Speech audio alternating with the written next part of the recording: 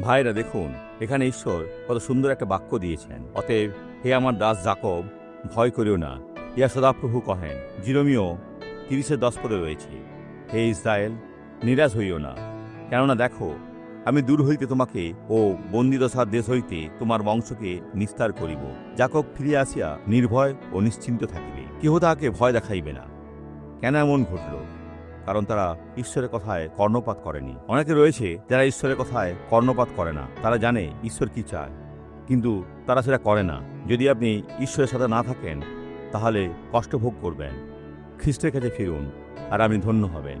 ঈশ্বর আপনার জীবনকে সম্পূর্ণরূপে বদলে দেবে। এখন প্রার্থনা করি। ও পিতা, তোমার নামে ডাকি, যারা প্রার্থনা করছে তাদের হৃদয়কে স্পর্শ করো, সুস্থ করো ও তাদের মুক্ত করো। তোমার ক্ষমতাকে ব্যবহার করে সমস্ত মন্দকে বলি, এ লোকেদের জীবন থেকে বেরিয়ে যাও। আর আপনি বলুন, আমেন। ঈশ্বর আশীর্বাদ করুন।